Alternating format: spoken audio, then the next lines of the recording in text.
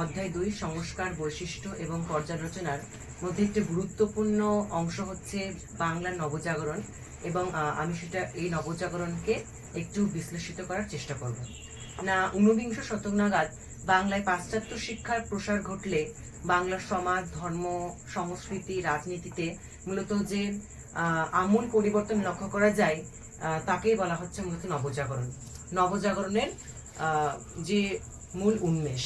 না, ঊনবিংশ শতক নাগাদ বাংলায় পাশ্চাত্য শিক্ষার প্রয়োগ ঘটলে তা মূলত খুব শীঘ্রই নব্য জমিদার শ্রেণী, মধ্যবিত্ত শ্রেণী, ধনী ব্যবসায়ীদের দ্বারা গৃহীত হয় এবং তারা মূলত খুব শীঘ্রই এই পাশ্চাত্য উদারতাবাদ, মানবতাবাদ সমস্ত কিছুর দ্বারা আকৃষ্ট হয়।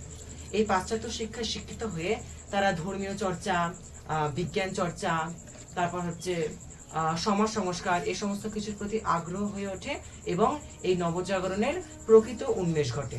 না, এই যে নবজাগরণ, এই নবজাগরণ ছিল মূলত কলকাতা কেন্দ্রিক। রাজা রামমোহন রায়ের সময়কে ধরে মূলত এই নবজাগরণের সময় ব্যাপ্তি আলোচনা করা যেতে পারে। নবজাগরণের প্রকৃতি বিশ্লেষণ।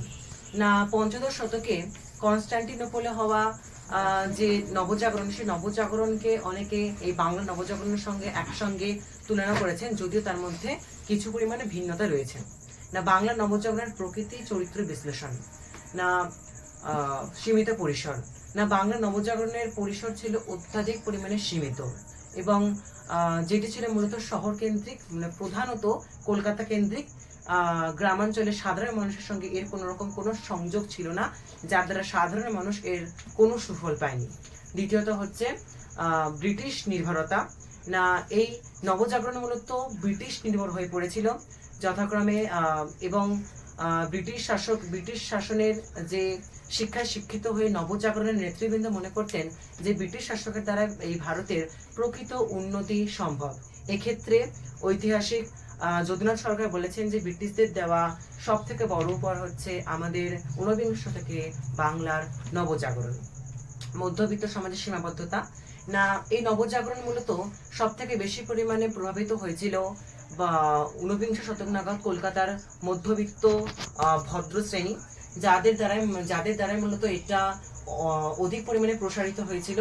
কিন্তু গ্রামাঞ্চলের মেহনতি শ্রমিক, মানে কৃষক, এদের সঙ্গে কোনো রকম এর কোনো সরাসরি সংযোগ ছিল না। আর লাস্ট হচ্ছে হিন্দু জাগরণবাদ। না, নবজাগরণে সাধারণত সর্বধর্ম নির্বিশেষে নবজাগরণ বলা থাকলেও মূলত প্রকৃত ক্ষেত্রে এখানে হিন্দু জাগরণবাদের এক ছাপ দেখা যায়। মূলত বিজয়কৃষ্ণ গোস্বামী, বিদ্যালঙ্কার, এই প্রমুখের কার্যের মধ্যে দিয়ে মূলত হিন্দু জাগরণবাদের ছাপ দেখা যায়। এছাড়াও ঈশ্বরচন্দ্র বিদ্যাসাগর, তারপরে রাজা রামমোহন রায়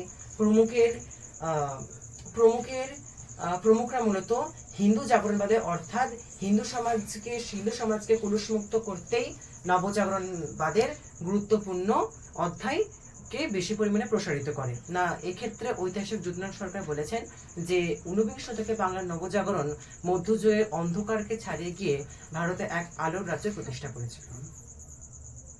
ধন্যবাদ।